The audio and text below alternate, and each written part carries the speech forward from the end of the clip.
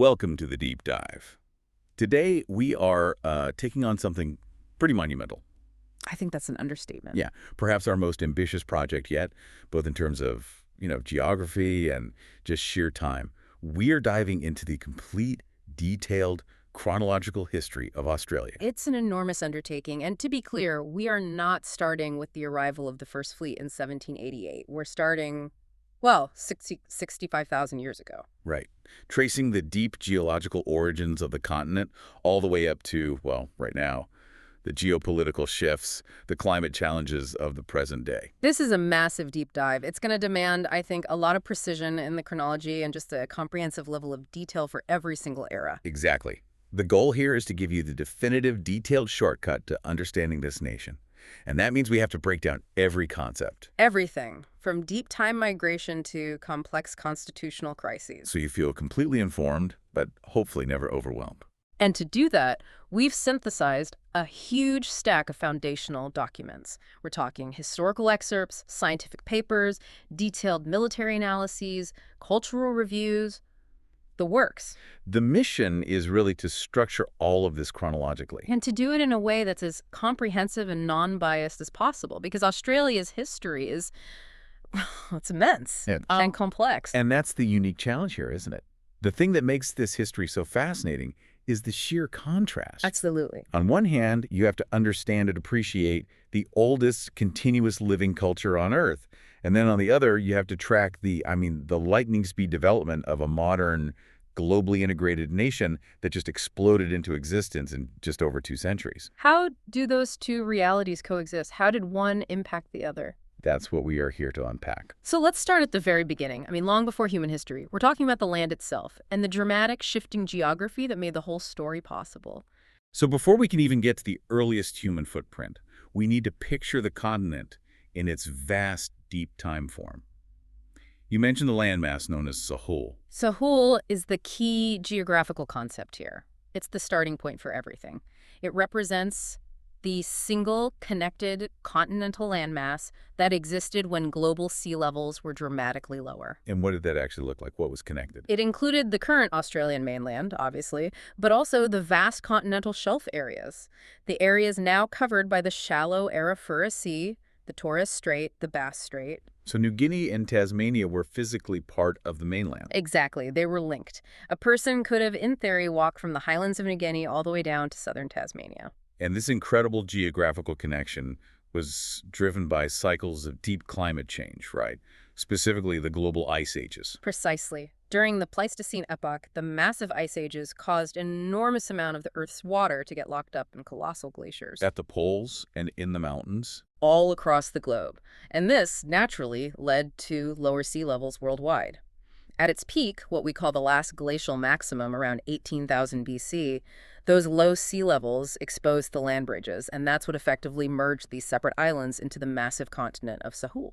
Yet, even with its enormous size during that period, the Australian continent itself is defined by these ancient, almost stubborn characteristics, things that really shaped human adaptation. That's a crucial insight. Geologically, Australia is profoundly old and incredibly stable. That's what makes it so unique. It is the smallest continent, the lowest in average elevation, the flattest, and after Antarctica, the second driest continent on the entire planet. So any life, plant or animal or human, has to be incredibly resourceful to survive there. The conditions dictate that adaptation, whether by plants, animals, or humans, has to be extreme and ingenious. There's no other way. So what happened when the climate began to warm up again? When the ice sheets melted? That's where the dramatic separation occurred.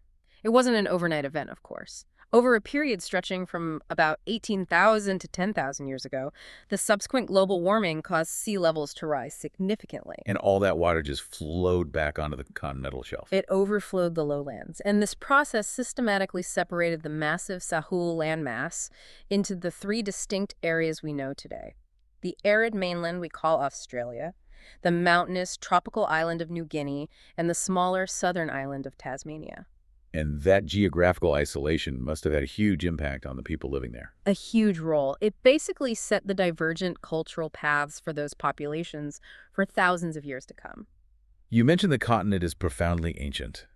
Can you give us a sense of that geological scale without getting, bogged down in too much jargon? Sure, we can focus on the timescale, the foundational structure of Western Australia, for instance. The rocks there, they began assembling around 2.2 billion years ago, with a B. Billion. That's almost impossible to comprehend. It is.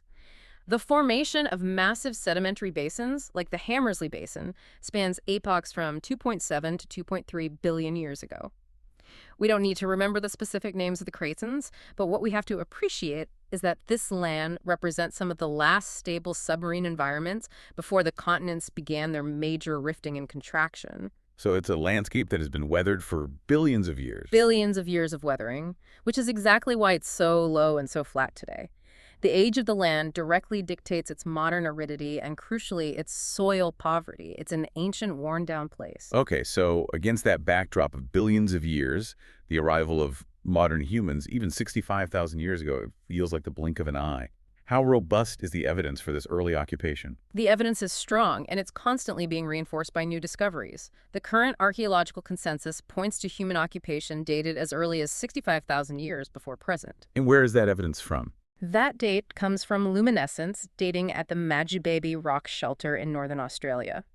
We have other sites dated to around 49,000 years ago, so it's not just one data point. And what about the genetics? Does that line up? It does. When we look at the genetics, genomic studies suggest the main foundational wave of modern humans ancestral to Aboriginal Australians arrived somewhere between 37,000 and 50,000 years ago. So this makes the settlement of Australia one of the earliest major migrations of Homo sapiens out of Africa. One of the very earliest. Into the wider world. It's an incredible story of human exploration. And what's extraordinary is that this particular migration required a technological leap that other early human migrations didn't really need. Maritime travel. Exactly. This is a critical point in human technological history.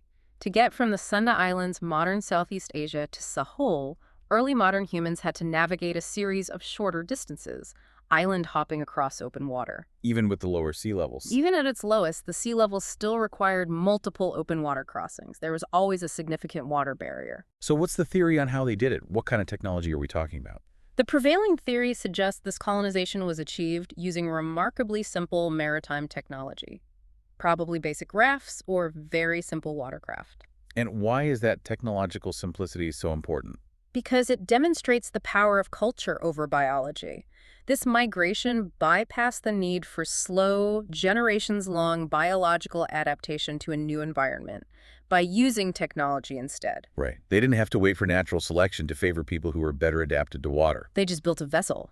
And that marks a decisive shift in how humans managed and adapted to their world. It's a huge cognitive leap. And they settled the immense Sahul continent with incredible speed. Yes, the speed of dispersal is astounding.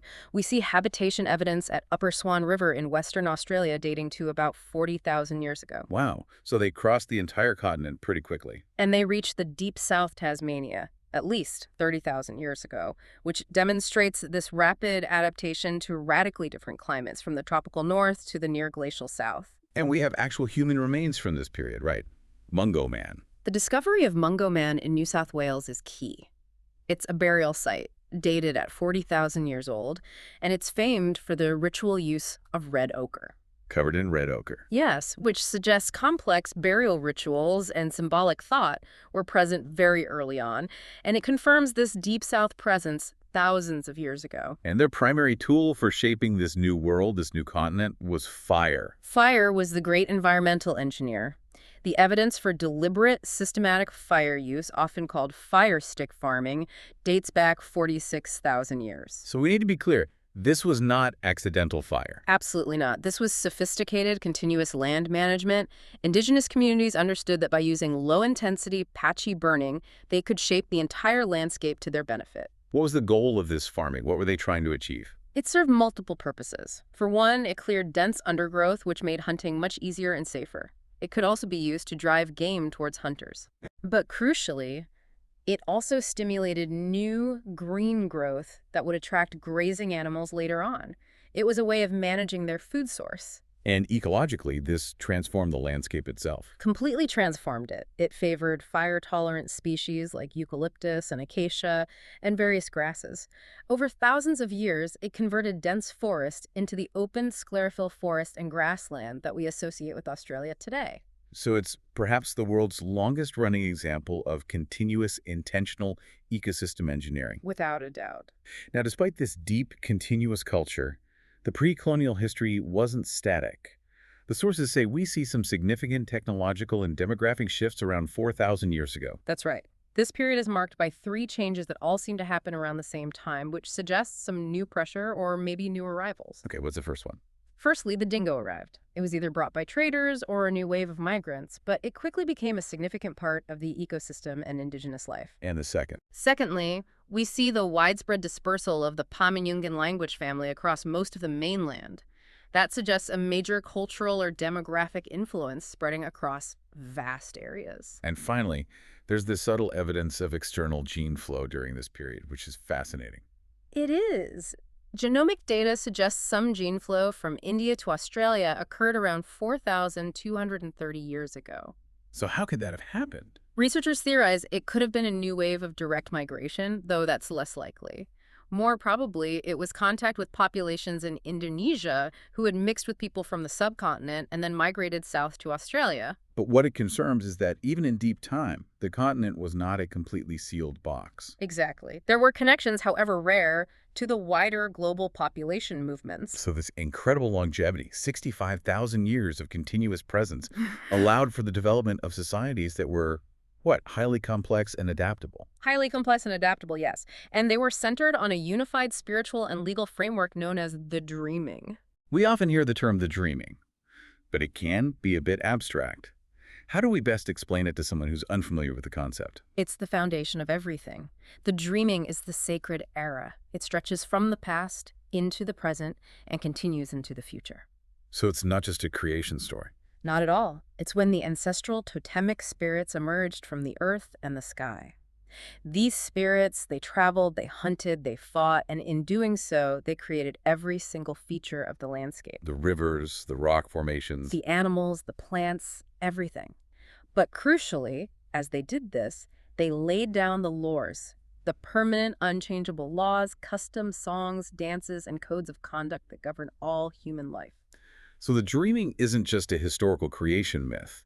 It's a living, legal, and spiritual framework. Exactly. And when the ancestral spirits finished their creative journey, they didn't just disappear. They entered the land itself, into the rocks, the trees, the water holes. And that explains the absolute centrality of country to indigenous identity. It's everything. Country is not merely a place of residence or a commodity to be bought and sold. It is a spiritual, living connection to one's culture, ancestors, and legal obligations. Which is why the practice of caring for country is so important. It's not environmentalism in the modern sense. Yeah. It's a spiritual necessity. It reinforces that non-commercial, deep sense of belonging. And the cultural expression of this continuous connection is perhaps most visible in the art tradition. The art tradition is globally unmatched. Aboriginal rock art is the oldest continuous art tradition in the world, with some evidence dating back as far as 60,000 years. And the volume of work is just staggering. Hundreds of thousands of sites scattered across the entire continent. The early forms dating back maybe 35,000 years often depict geometric shapes, handprints, circles, tracks. And then later. Later, around 20,000 years ago, more detailed depictions of humans and animals began to emerge. Can you highlight some of the most visible examples of this artistic heritage? Where can you see it? You see it across completely different regions. You have the spectacular, detailed Gwion paintings in the Kimberley region of Western Australia, the massive Sydney rock engravings right in the middle of a modern city, and the Murujuga site, also in WA, a massive collection of petroglyphs so significant it was heritage listed. So this vast array of art shows both adaptation and continuity across millennia. Constantly.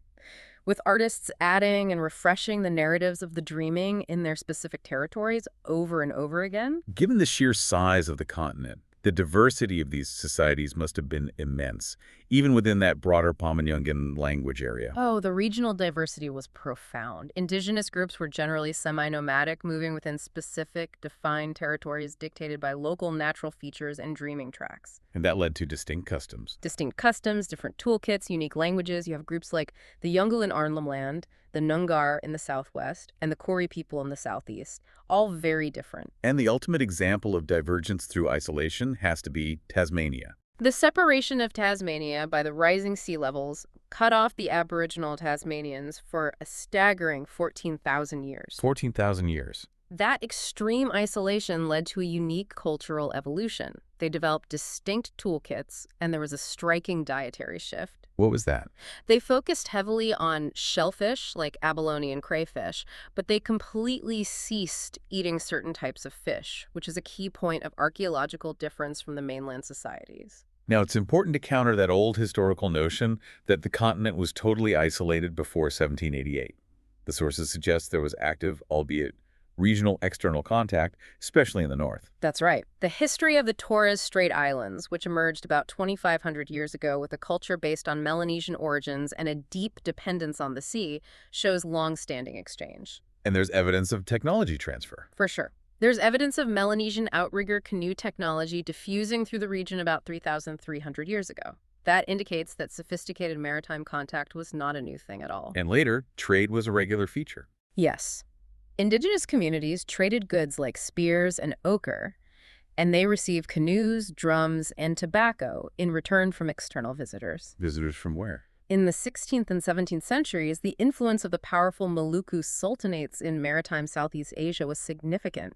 It led to Malay loanwords entering Torres Strait languages. And there's even evidence of contact with China. The discovery of rare Chinese pottery sherds in the Torres Strait suggests that Chinese traders may have made exceptionally rare individual trips to the northern coast sometime in the 16th century. So this all shows a long history of intermittent strategic global connections, which really challenges that narrative of pre-contact isolation. Absolutely. And that brings us right to the threshold of the 17th century, where this vast, complex history meets the arrival of European ships who are seeking wealth and territory. The period of European contact begins definitively with the Dutch, and it starts in 1606. Willem Janszoon, sailing aboard the Doifken, is the first recorded European to actually land on the continent. And he immediately left a permanent physical marker of that presence. He did. The plate he left behind is recognized as Australia's oldest surviving European artifact. Janszoon's voyage initiated this era of Dutch mapping and navigation, and they subsequently named the continent New Holland. Who were the key figures that followed Janszoon? How much of the continent did they manage to chart? Well, there was Dirk Hartog, who landed off Shark Bay in Western Australia in 1616. A few years later, the ship Lewin completed the first recorded rounding of the southwest corner. Then Francois Tyson discovered the south coast in 1627. But the most important figure by far was Abel Tasman. Right, Tasman's work went far beyond the west and north coasts that his predecessors had charted. Tasman undertook these major voyages. In 1642, he discovered the large island he named Van Diemen's Land, which we now call Tasmania. His second major voyage in 1644 significantly mapped the mainland's northern shores. So his explorations confirmed the immense size of the landmass. They did, though they still completely missed the entire eastern coast. So if the Dutch were the first to thoroughly chart and name the continent, why did they ultimately choose not to colonize it? Their assessment was purely economic and strategic. Their reports consistently describe the territory as, and I'm quoting here, an uncompromising and remote territory. What do they mean by that? Inhospitable coastlines, unfamiliar vegetation, and a significant lack of fresh water. But crucially, they found no obvious sources of wealth, no lucrative spices, no readily accessible gold, and no complex indigenous civilizations with goods to trade. So nothing that could compete with the trade networks they already had in the Spice Islands. Exactly. Their conclusion was too remote, too expensive, and just not profitable enough. So they backed away. For over a century after Tasman, then, New Holland just sat there, largely unmolested. For the most part, we should briefly mention the French navigators like Bougainville and Nicolas Bouda who undertook scientific missions. They were mapping coasts, but showed no serious intent to colonize. They were interested in cartography, not conquest. Okay, so the definitive turning point arrives in 1770 with the British, and of course with James Cook. Why did Cook succeed where the Dutch had basically failed to find anything of value? Well, Cook was sailing on the Endeavour as part of a scientific expedition to observe the transit of Venus in Tahiti. But he also carried secret instructions from the British Admiralty Which were? to search for and claim any land suitable for settlement in the South Pacific. So, sailing west from New Zealand, he was the first European to encounter the eastern coast, a region completely unmapped by the Dutch. And what he saw provided the exact justification Britain needed. His journals are key here. He landed at Botany Bay on April 29th, 1770. He noted the rich plant life, which is why he gave the bay its name, but his overall assessment was that the coast was green, fertile, and inviting. It had good harbors. A complete contrast to the harsh, arid western shores the Dutch had documented. A complete contrast. Cook saw agricultural potential and strategic opportunity. And this favorable report led to a massive territorial claim. He claimed the entire eastern half of the continent as New South Wales for the British Crown. It was a unilateral act of seizure. And he completely ignored the people who were already living there. Completely. Although his journals describe interactions with the Aboriginal peoples, he made no effort whatsoever to recognize their pre-existing sovereignty or their deep, complex system of land ownership. He relied entirely on the European legal doctrine of terra nullius. Land belonging to no one. Land belonging to no one. And, like those first duck encounters, Cook's first interaction involved violence, which set a pretty ominous tone for the century ahead. The first encounter was very tense. Cook's landing party fired upon members of the Gweagal people near Botany Bay when tensions escalated rapidly. And this small confrontation, well, it foreshadowed the tragic, immense, and often indiscriminate clashes that would define the entire frontier experience for the next 150 years. Okay, so finally we have to talk about the political motivation. Why did Britain finally act on this claim nearly 2 decades later? The motivation was external and geopolitical. It was the loss of the American colonies after the Revolutionary War. Britain desperately needed a new destination to transport its swelling population of convicts because the American colonies had refused to take any more. The idea was to establish a remote penal outpost that could also serve as a strategic base in the Pacific. And Cook's report provided the perfect justification. It was the perfect justification. A distant, reportedly fertile, and economically viable territory that could absorb the excess prison population. It was a grand vision, but it was built on a very unsavory logistical need. Which brings us to part 3, the penal colony expansion and the rise of settler society. The foundation of modern Australia began with the arrival of the First Fleet in 1788 at Botany Bay. This marked the official start of Australia as a penal colony. And the scale of this system was just vast. It was, until transportation finally ended in 1868. Roughly 161,700 convicts were transported from Britain and Ireland to the colonies. We often imagine the convicts as this uniform group of hardened criminals, but the sources paint a far more complex picture of their skills and their value to the early colony. That's a vital detail. The convicts were not simply a mass of unskilled laborers. Statistical analysis shows they actually possessed an above-average literacy rate compared to the general populations they came from. Especially from Ireland. Particularly from Ireland. And more importantly, they brought valuable vocational trades and skills. They were builders, farmers, mechanics, tailors, blacksmiths, sailors. So they were essential. In the earliest desperate years, the governors had to rely heavily on convicts and emancipists, those who had gained their freedom, to fill crucial professional roles. They were the colony's surveyors, lawyers, and teachers, simply because there were almost no free settlers available. What about the early struggles? It seems Governor Phillip faced this constant threat of starvation in those initial 4 years. The settlement survived immense hardship and isolation.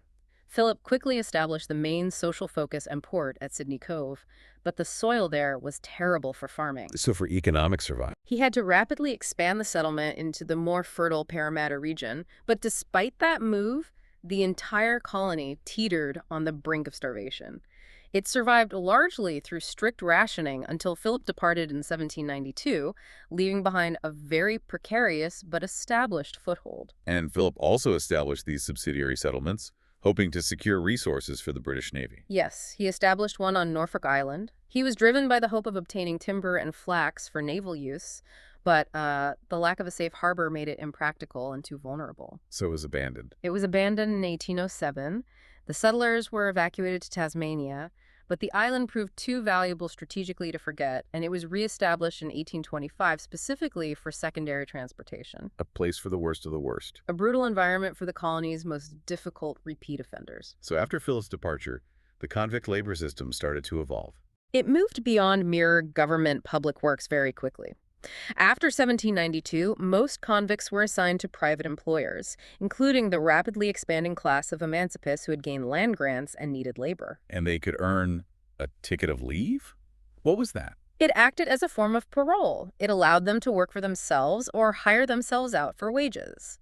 But the most ingenious part of the early system was this task work approach, which accidentally fostered a kind of early capitalist enterprise among the unfree population. The task work system was revolutionary, and it was very popular with the convicts because it provided a massive incentive for hard work. Rather than being confined to time-based labor, they were assigned specific, measurable jobs. So if you worked hard, If a convict finished their assigned government tasks early, say by 8 a.m. on a Saturday, they had the rest of the day completely free to pursue personal profit. and how do they use that free time? They leveraged their trades. This fueled a nascent private enterprise economy, particularly in areas like the Rocks in Sydney. Convicts operated as bakers, cobblers, blacksmiths, tailors, They were running small businesses. earning money and establishing small businesses. This system created a unique social environment where the unfree population was contributing to the local economy and accumulating small amounts of capital. It really blurred the lines between servitude and entrepreneurialism. But the rapid accumulation of wealth and power, especially by military officers, led to intense internal conflict. And this came to a head in the Rum Rebellion. The Rum Rebellion of 1808 was a pivotal constitutional event. Following Phillip, military officers, especially in the New South Wales Corps, had begun acquiring vast tracts of land, and they had an iron grip on the lucrative rum trade, which acted as a de facto currency. And Governor William Bligh tried to stop them. He attempted to suppress this use of Crown land and the rum monopoly. In response, the NSW Corps, allied with the ambitious early wool magnate John MacArthur, staged the only successful armed takeover in Australian history. They deposed Bligh. MacArthur's a fascinating character here. He basically turned sedition into immense industrial success. He is the epitome of colonial opportunism. MacArthur was sent back to London to face court-martial for his role in the rebellion, but he used this time incredibly effectively. Instead of facing charges. He lobbied the British government. He convinced them to support a scheme that would make the remote colony a major global producer of fine merino wool. He secured vast land grants and fundamentally changed the colony's economic foundation from a government-run prison farm to a private pastoral enterprise. This era also saw the beginning of this long struggle between autocratic rule and the emerging rule of law.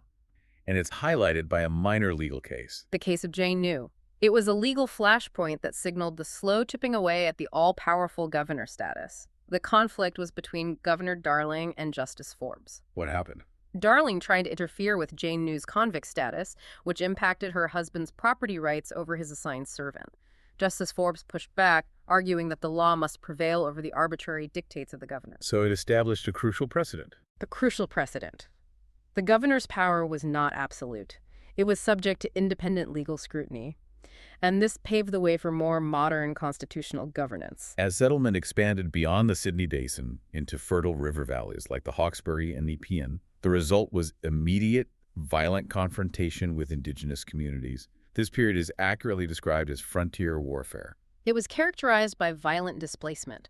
Settlers encroached on sacred sites and hunting grounds. Indigenous communities resisted using traditional tactics, which led to British military expeditions being sent to pacify the resistance. And the settlers often reacted with disproportionate violence. Disproportionate, indiscriminate massacres. Notable examples include the Battle of Pinjarra in Western Australia in 1834 and the brutal Black War in Tasmania, which effectively annihilated the remaining Indigenous population between 1828 and 1832. The sources mention the Myall Creek Massacre as a rare instance where the colonial legal system actually intervened against its own people. Myall Creek in 1838 is profoundly important because it was such an anomaly.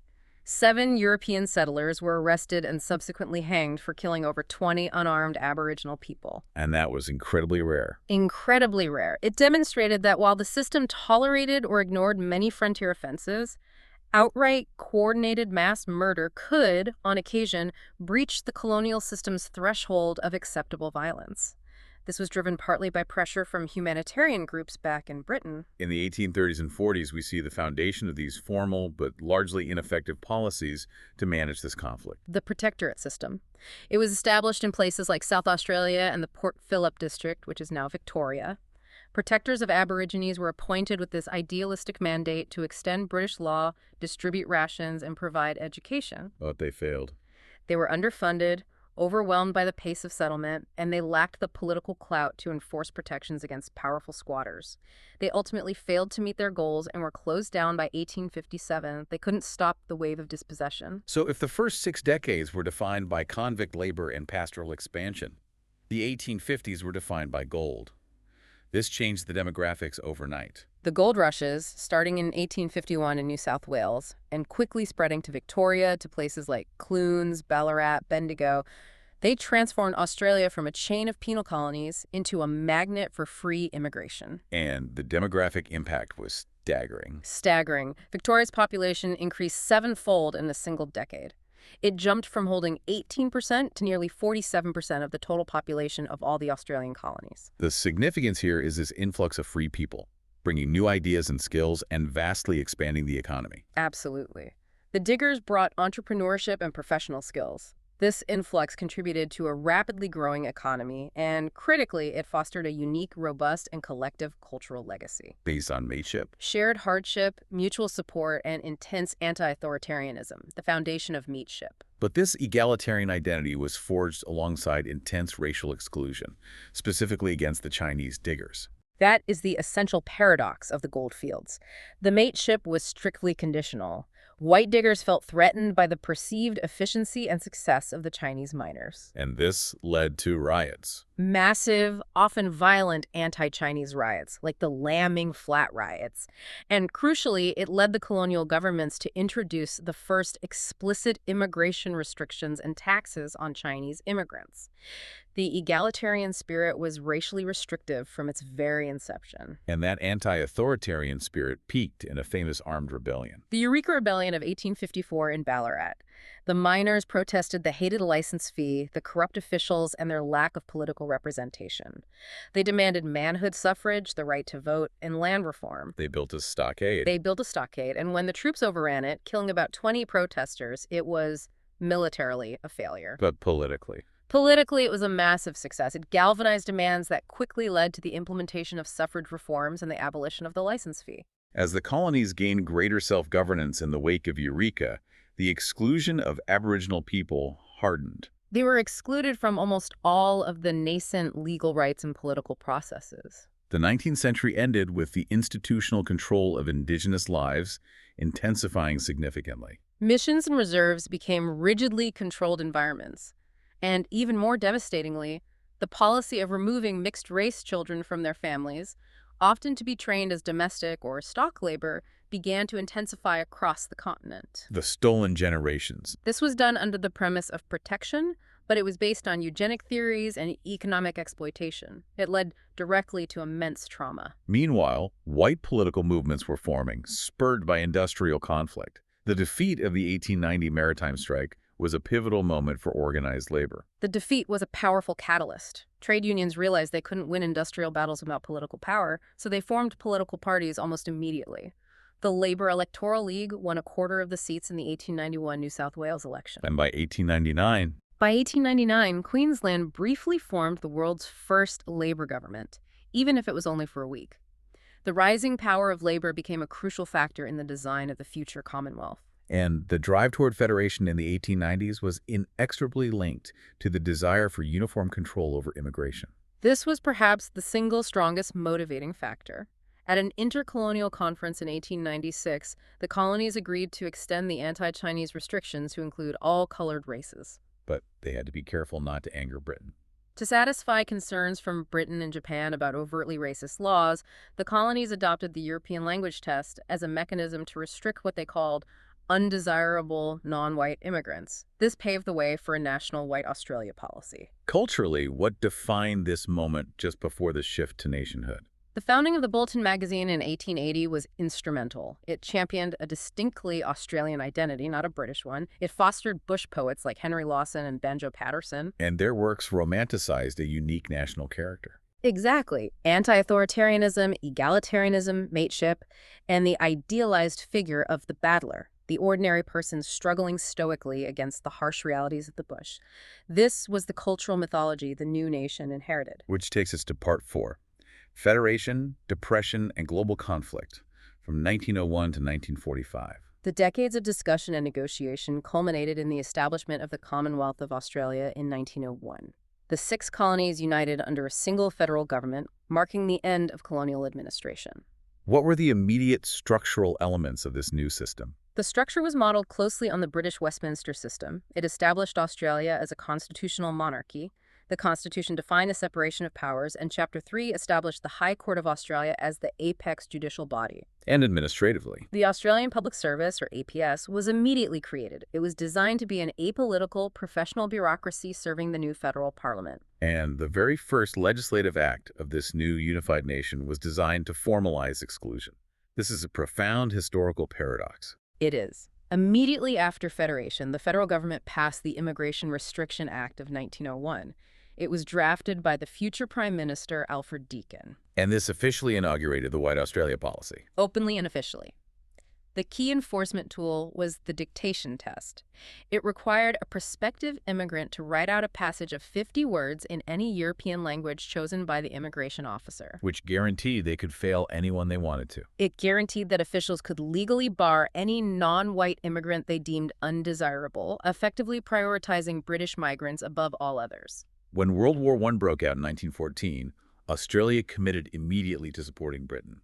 Yes, the Australian Imperial Force, or AIF, departed Australia in November 1914. They were initially bound for training and defense duties in Egypt. While the connection to Britain was strong, it was a costly and unsuccessful campaign in 1915 that really forged Australia's independent national identity. Gallipoli. The Gallipoli campaign is that foundational myth. The Australian and New Zealand Army Corps, the ANZACs, went ashore on April 25, 1915 to secure the Dardanelles Straits. It was a strategic failure. A complete failure against the Ottoman Turks.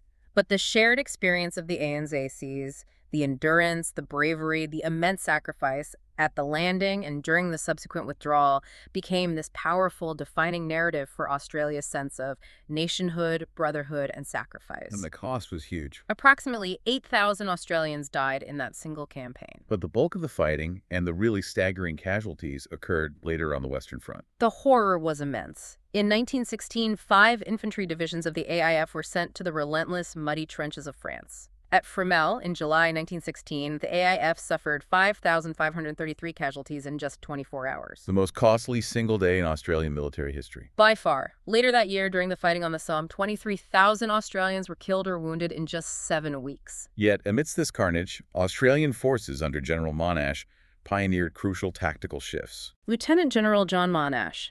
He was the first Australian to command a corps, and he was known for his innovative approach. At the Battle of Hamel in 1918, Monash successfully demonstrated the coordinated use of combined arms. What does that mean? Integrating aircraft, artillery, armor, and infantry all in one major attack. This tactical approach was highly successful and became a template for subsequent Allied operations. It showcased the AIF's capacity for strategic ingenuity. And Australia's involvement wasn't limited to the mud of France. The Light Horse made their mark in the Middle East. The ANZAC Mounted Division and the later Australian Mounted Division were instrumental in securing the Middle Eastern theater and neutralizing the threat to the Suez Canal. And the most famous moment was the critical capture of Beersheba in 1917, achieved by the 4th Light Horse Brigade. This involved an unprecedented charge over 4 miles of open ground directly into Turkish trenches to secure the essential water wells. A swift, daring, and decisive victory. By the 1918 armistice, the population cost was shocking. Out of 324,000 Australians who served overseas, 60,000 were dead and 150,000 were wounded. This was the highest casualty rate of any Allied force in the war. Have it home. Immense political friction. 2 failed conscription referendums, widespread use of the War Precautions Act to suppress dissent and censor publications, and the internment of approximately 7,000 enemy aliens, mostly German Australians. Post-WWI, Australia gained a clearer sovereign status. Defined by the 1931 Statute of Westminster, which recognized dominions as autonomous communities equal in status to Britain. But that recognition wasn't immediately embraced. Why did Australia wait until 1942 to formally ratify the statute? The delay suggests a cultural and political reluctance. Many Australians still deeply valued the connection to the empire, and there was little political interest in formally redefining that relationship until the existential crisis of World War II forced the issue in 1942. And the ratification was backdated to 1939. Correct. Economic stability was fragile in the 1920s, which made Australia acutely vulnerable to the approaching depression. Australia entered the crisis in a weakened state. Continuous government borrowing throughout the 1920s, especially by state governments like NSW, had created massive debt. The economy was heavily reliant on exports, leaving it exposed to the collapse of global markets. So the country was already in recession before the 1929 Wall Street crash. Yes. Manufacturing slowed, and the situation was already grim. This financial disaster led to an intense and crucial political debate over how to respond. The sources outline three distinct approaches. The debate was fierce. Sir Otto Niemeyer, representing English creditor banks, demanded a harsh deflationary policy. He wanted significant cuts to government spending and wages. And the other side. Federal Treasurer Ted Theodore favored a mildly inflationary plan to stimulate the economy. But the most radical proposal came from New South Wales Premier Jack Lang, who proposed repudiating, basically defaulting on overseas debt, arguing the state should prioritize its own citizens. What response did the federal government ultimately adopt? The federal and state governments accepted the deflationary model, known as the Premier's Plan, in June 1931. This involved sharp cuts across the board, a 20% reduction in government spending and interest rates. But Lang refused to comply. He refused. This led to a constitutional crisis where he instructed that money due in London should not be paid. And the long-term constitutional fallout was the dismissal of an elected premier by the monarchy's representative. The governor of New South Wales, Philip Game, dismissed Premier Lang in May 1932. He argued that Lang's instruction to default on loans was illegal and unconstitutional. And that set a major precedent. A major precedent regarding the relationship between the Crown and elected officials that would resonate again in 1975. And the human toll was catastrophic. Unemployment peaked around 1932. The commonly accepted figure is 29% nationally. The hardship manifested in breadlines, shanty towns known as Suso camps, and mass suffering. Amidst this suffering, cultural successes offered a vital moral boost. Australians found pride and distraction in sporting heroes. Cricket legend Don Bradman continued to set world-beating records, famously scoring 452 runs not out in a 1930 match. And Farlap. The racehorse Farlap dominated the racing industry between 1929 and 1931. He became a national icon after surviving a suspected assassination attempt before the Melbourne Cup. His sudden death in the U.S. in 1932 caused genuine national mourning. As the world drifted toward war, the defense policy of Prime Minister Lyons was fundamentally flawed. Defense spending tripled after 1935 as global tensions rose, driven by Japanese aggression and fascism in Europe. However, Australia's strategic policy remained dangerously reliant on imperial defense. The flawed belief that the British naval base at Singapore and the Royal Navy would protect them? Exactly. That they would automatically secure the Pacific region in time of need. A belief that would be shattered. When World War II broke out, Australian forces were once again committed to the fight. Yes, though comparatively fewer Australians fought in Europe than in World War I. The RAAF, however, played a vital role in strategic bombing campaigns over Germany and protecting Atlantic shipping. The forces that were deployed early on played a pivotal role in the Mediterranean theater. From 1940 to 1941, Australian forces were instrumental in key campaigns: Operation Compass, the Greek Campaign, and the Battle of Crete. Most famously, the 9th Division held the siege of Tobruk in North Africa for 8 months against Rommel's formidable German-Italian army.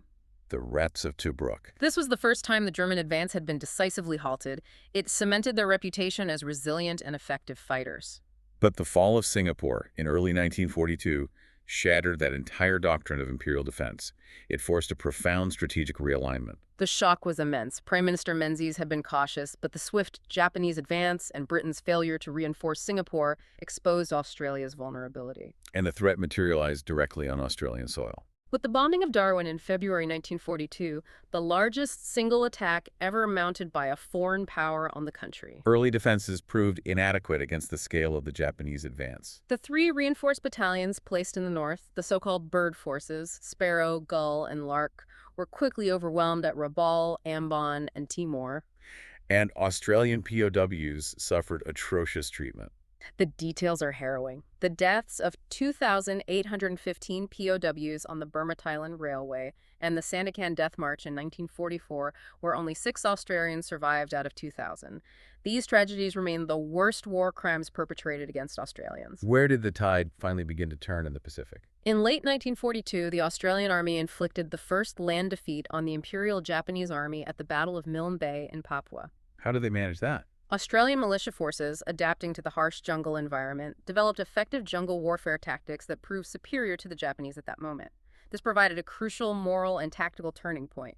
And at the same time, the 9th Division returned from the Middle East. They reinforced the vital North Africa campaign, playing a crucial role in turning the tide at the First and Second Battle of El Alamein in 1942.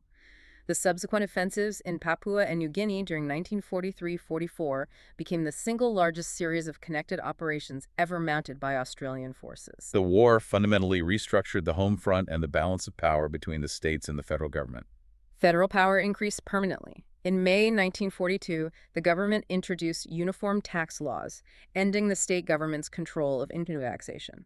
This dramatically increased the financial and political power of the central Commonwealth government. And manufacturing boomed. It did. Machine tool firms grew from just 3 to over 100 during the war, demonstrating industrial capacity. And socially, the role of women changed forever. The immense demand for labor saw the number of women working in factories rise from 171,000 to 286,000. And this period also saw women finally achieve federal political representation. For the first time, Dame Enid Lyons became the first woman elected to the House of Representatives, and Dorothy Tangney the first elected to the Senate in the 1943 election. By war's end, nearly 1 million Australians had served, with over 39,700 killed or died as POWs. Which brings us to Part 5, Post-War Transformation and Contemporary Australia.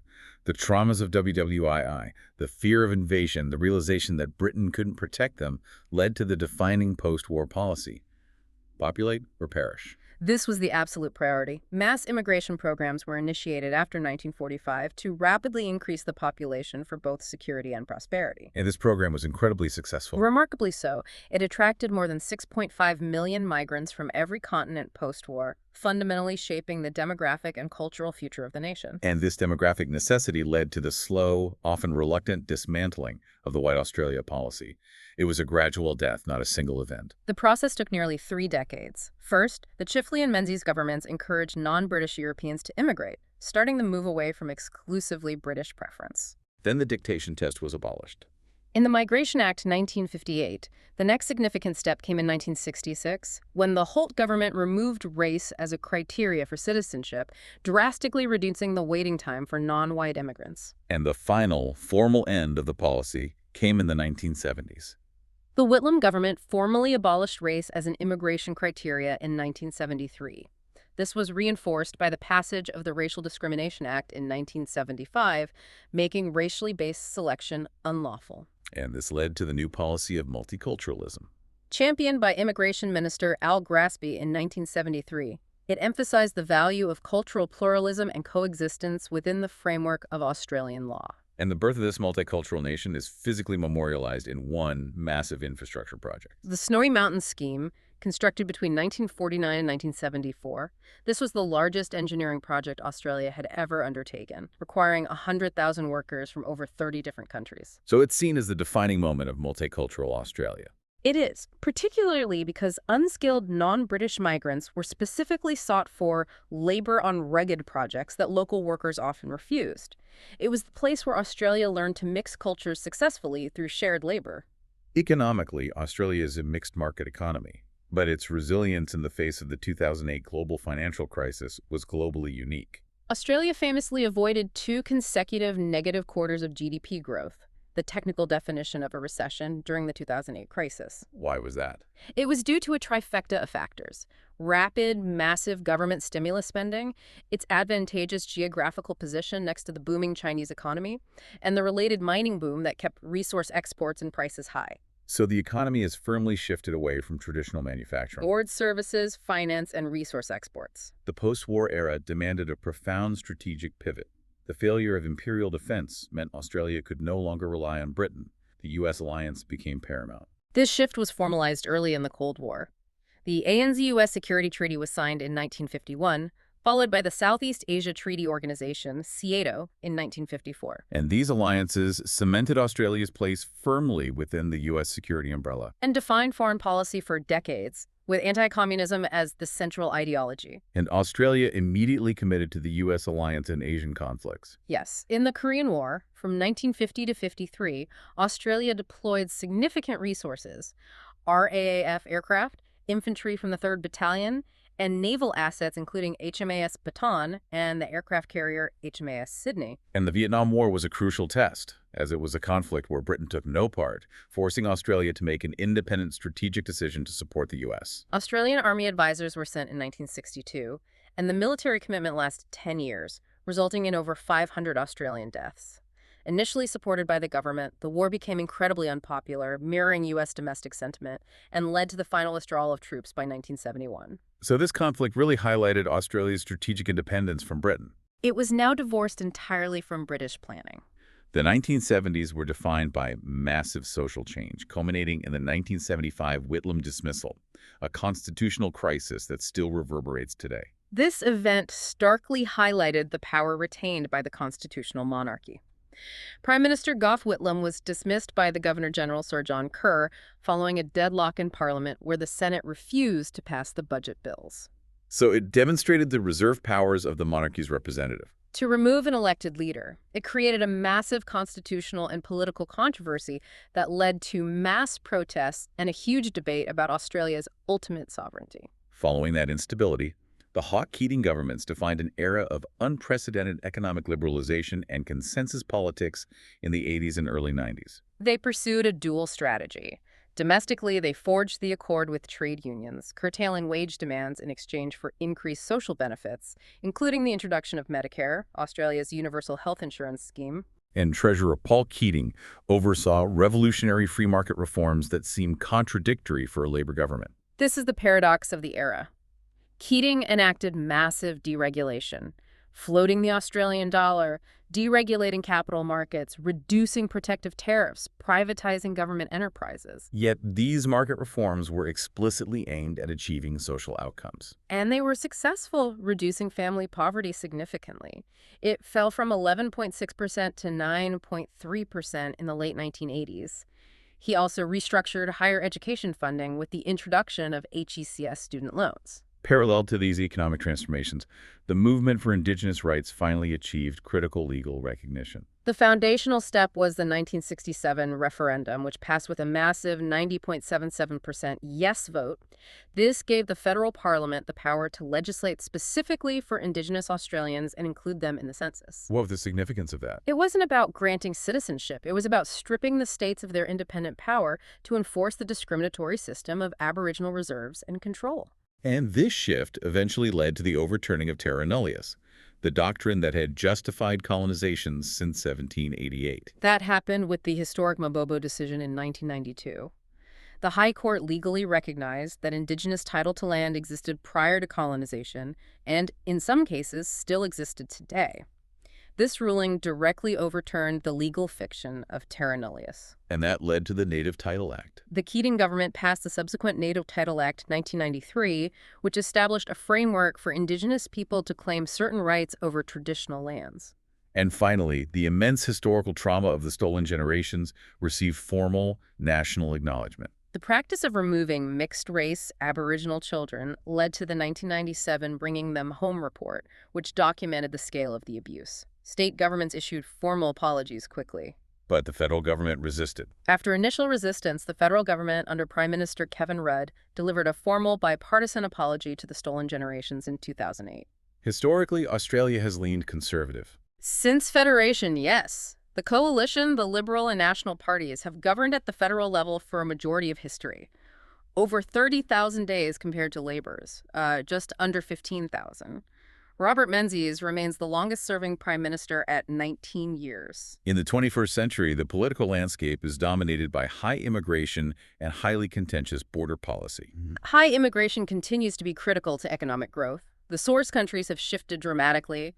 India and China have been the largest source countries since 2011. But the response to unauthorized boat arrivals became highly political. The Howard government introduced the Pacific Solution in 2001, which involved mandatory offshore detention centers in Nauru and Papua New Guinea, alongside policies of intercepting and turning back vessels at sea. What recent developments reflect the changing priorities of the Australian voter? The 2022 federal election saw the rise of climate-conscious independents, known as Teals. They successfully challenged many moderate Liberal seats, signaling a fundamental shift in voter focus, particularly in urban areas, toward climate action and governmental integrity. And socially. The country legalized same-sex marriage in 2017 following a national postal plebiscite. Geopolitically, the focus is now heavily on the Asia-Pacific region. And there are growing tensions with China over trade and national security concerns, exemplified by Australia's ban on Chinese companies supplying its 5G communications network. It's important to note that Indigenous culture has achieved massive national and commercial success during this period. Absolutely. Aboriginal representation in federal parliament has increased, now exceeding their proportion in the general population. Culturally, Indigenous art movements like the Papunya dot paintings have achieved huge global commercial success. And music groups like Yuthu Yindi have successfully blended traditional Aboriginal music and contemporary rock, gaining national and global acclaim. Finally, the immense physical challenge of the continent climate change is now an existential threat the government must manage. Australia is facing intensifying extreme weather. Heat waves, severe flooding, catastrophic bushfires. They're increasing in frequency and intensity. The cost is staggering. The 2009 Victoria bushfires cost an estimated $4.4 billion. The 2011 Queensland floods cost over $5 billion. Managing these climate impacts is now central to national security and economic policy. And as a final note on identity, we can't ignore sport, which remains a massive cultural touchstone, even seeing new records recently. Melbourne is often called the sporting capital of the world. It's hosted 2 Summer Olympics and is preparing for a 3rd in Brisbane in 2032. Culturally, sport continues to break barriers. The Women's A-League achieved the highest cumulative attendance of any women's sport in Australian history in 2024. It really demonstrates the evolving modern Australian cultural identity. So if we synthesize this vast chronological sweep, what's the core thread? If we look at everything from the single landmass of Sahul 65,000 years ago to the mixed post-war reality, the enduring thread has to be adaptation. Adaptation. Indigenous peoples adapted to millennia of environmental shifts with incredible ingenuity through fire stick farming and sophisticated spiritual law. And the settlers, too, adapted, forging a new identity under the pressure of isolation, economic chaos, and military threats. And Australia's history is fundamentally defined by deep contradiction. The egalitarian spirit of mateship forged in the goldfields was birthed simultaneously with institutionalized racism and the White Australia policy. It's a nation that asserted its independent identity through blood at Gallipoli and on the Western Front, yet clung constitutionally to the power of the British Crown.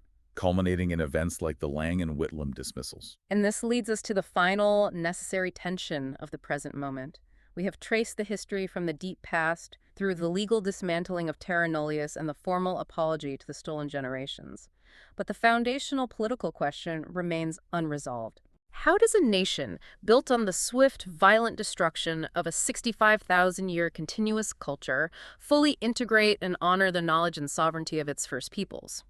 This is a question embodied by ongoing discussions about a voice to Parliament. While at the same time navigating these huge 21st century global challenges. Exactly. Climate change, economic volatility, and shifting geopolitical power structures in the Asia-Pacific. It is a history that shows that the past is never truly past. It lives in the land and in the law, defining the choices that will determine Australia's future.